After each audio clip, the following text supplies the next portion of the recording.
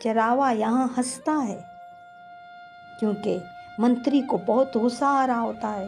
वो कहता है कि मैं खोपड़ी को हाथ नहीं लगाऊंगा, तुम पागल हो गए हो। अब चरावा बोलता है उत्तर जानना है तो खोपड़ी को उठाओ, दूध निकाल के लेके आओ, नहीं तो उत्तर नहीं मिलेगा। अब मंत्री सोचता है मैं क्या करूं, कैसे, मैं फंस गया हूं, अब किस चीज में फंस गया हूं, अब मैं करूं क्या। वो कहता है कि जवाब जानना है तो खोपड़ी को उठाना है। अब वो मंत्री जाता है खोपड़ी के पास, उठाने वाला होता है तो चरावा उसे कहता है कि रुक जाओ। चरावा उसे रोक देता है। मंत्री रुक जाता है तो चरावा अपने पास बुलाता है और कहता है कि अब तो मिल गया तुम्हें सवाल का जवाब। तो कहते हैं नहीं, मैं तो कुछ समझा नहीं। तो चरावा उसको बोलता है यही तो है तुम्हारे सवाल का जवाब, लालच का कुआं। मैंने तुम्हें लालच दिया कि मैं तुम्हें जवाब बताऊंगा और तुम उस लालच के अंदर मेरे बताए हुए हर काम करने लगे।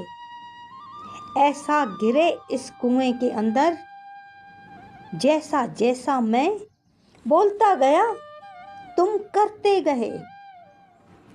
एक छोटे से आदमी को अपना गुरु बना लिया और उसी छोटे आदमी के हाथ से पानी पी लिया। मेरे कहने से उस खोपड़ी को भी उठाने लग गए। तुम ये सब क्यों कर रहे थे? लालच में ही आके कर रहे थे। आपको उत्तर जानना था, आपको जवाब जानना था, इसलिए ये सारे काम आप कर रहे थे। इसलिए लालच का कुआं ही ऐसा कुआं है जिसमें आदमी एक बार गिर जाए तो वापस बाहर नहीं निकल सकता। इसीलिए कई लोग दूसरों का पैसा हड़प करते हैं, दूसरों की धन जायदाद हड़प कर लेते हैं। उसके बाद का लालच उनका बढ़ता जाता है, बढ़ता जाता है। फिर वो जिंदगी भर इसी लालच में ही पड़े रहते हैं, इसी कुएं में ही पड़े रहते हैं। इस कुएं से बाहर निकलना उन लोगों के लिए बहुत मुश्किल हो जाता है। फिर जो अंत में इसका रिजल्ट आता है ना, वो बहुत कठिन होता है। फिर उसका इंसान बर्ताव नहीं कर सकता क्योंकि उसका रिजल्ट बहुत ही ज़्यादा कठिन होता है, ज़्यादा तकलीफदेह होता है। और ये ऐसा लालच का कुआं है जिससे इंसान बाहर निकलना बहुत मुश्किल होता है। तो यहीं पे मंत्री समझ जाता है,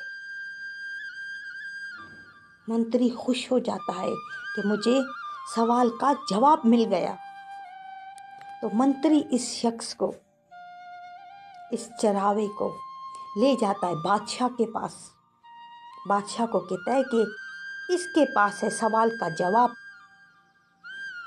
तो वो सवाल का जवाब उसे उत्तर बताता है कि बादशाह, लालच का कुआं ही ऐसा कुआं है जिसमें इंसान एक दफ़ा गिर जाए तो दोबारा बाहर नहीं निकल सकता। तो बादशाह उसे ढेर सारा इनाम देता है, बहुत सारा इनाम देता है। फिर मंत्री बादशाह से माफ़ी मांगता है कि बादशाह मुझे माफ़ करो, मैं सवाल का जवाब नहीं दे पा रहा था, इसलिए मैं नगर छोड़ के जा रहा था कि आप मुझे बेइज्जत करके निकालो, इससे बेहतर है मैं खुद निकल जाऊं। तो बादशाह उसको माफ़ करता है, इजाज़त देता है उसको कि आप दोबारा यहाँ पर रह सकते हो। अगर आप बाहर नहीं निकलते तो आपको उत्तर कैसे मिलता? ये सब उस परमात्मा की लीला है। वो परमात्मा जो रच रहा है उसी की लीला है। अगर आप ये ना सोचते कि मुझे नगर छोड़ के जाना है तो आपको ये चरावा कहाँ से मिलता। और चरावा ने इतनी खूबसूरती से आपको समझा बुझा के जवाब दिया है, क्योंकि चरावे को कोई भी लालच नहीं थी, इसीलिए उसने उससे काम करवा करवा कर उसको जवाब दिया कि देख, ये है लालच, कि जो चीज़ तू नहीं चाहता, जो चीज़ तू करना नहीं चाहता, ये लालच तुझको वही करवा रही है, वही तू कर रहा है। मामूली सी आदमी के पीछे तू भाग रहा है कठपुतली की तरह। हम भी ऐसे ही होते हैं, दूसरों की बातों पे कठपुतली की तरह नाचते रहते हैं, दूसरों की जायदाद पे, दूसरों के नाम पे। कई प्यारे ऐसे ही होते हैं, किसी ने कोई लफ्ज़ बोल दिया फिर उसके पीछे नाचते रहेंगे क्योंकि मन खराब है।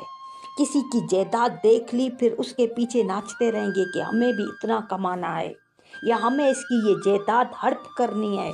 अब उनके पीछे भागते रहते हैं कि कहीं से उनकी सिग्नेचर मिल जाए, कहीं से उनका कुछ भी मतलब ऐसा निशान मिल जाए कि उसकी जायदाद हम हड़प लें, उसका धन हम ले लें, कहीं से कुछ पैसा मिल जाए मुझको। जैसे फ़कीरों की देख आदत होती है, हालांकि फ़कीरों के पास बहुत पैसा होता है फिर भी वो भीख मांगते रहते हैं, क्योंकि भीख के कुएं में वो गिर चुके हैं, लालच के कुएं में गिर चुके हैं कि हमें भीख से ज़्यादा पैसा मिलता है। जब भीख मांगते हैं तो हमें ज़्यादा पैसा मिलता है, अपनी मेहनत करेंगे इतना पैसा हमें मिल सके कि ना मिल सके, फिर पूरी ज़िंदगी रुसवाई की ज़िंदगी जीते हैं, नीच ज़िंदगी जी के जाते हैं। एक तो ज़िंदगी है वो भी हाथ नीचे कर कर गुजार देते हैं। तो इसीलिए कहते हैं कि अपना खाओ, किसी भी लालच के कुएं में मत गिरो, ना किसी बड़े के पीछे भागो। कई प्यारों की आदत होती है, कहीं कोई बड़ा शख्स देख लिया कि ये पैसे वाला है, फिर उनके साथ मेल मिलाप, उनके ऊपर गिरना, उनको बड़े बड़े से तोहफे देना, बड़ी बड़ी बातें करना, खुद के पास कुछ नहीं है, अपने आप को बड़ा उनके सामने झूठ मूठ बोलना, तो ये कोई चीज़ भी काम नहीं आते। जो भी प्यारे इस तरह की सोच रखते हैं, जो भी प्यारे ऐसे करते हैं, तो उनका जो रिजल्ट है ना लास्ट में बहुत ही भयानक होता है। वही लोग जब गिरते हैं ना तो उठने का नाम नहीं होता। जैसे इस कुएं में गिर जाते हैं, निकल नहीं सकते, उसी तरह इस रिजल्ट में भी वो गिर जाते हैं, फिर निकल नहीं सकते। इसका रिजल्ट इतना कठिन होता है। तो इसीलिए आज गुरु जी समझा रहे हैं कि जितना भी है आपके पास उसी में खुश रहो। जैसे वो चरावा था, अपनी भेड़ बकरियां चरावे में खुश था।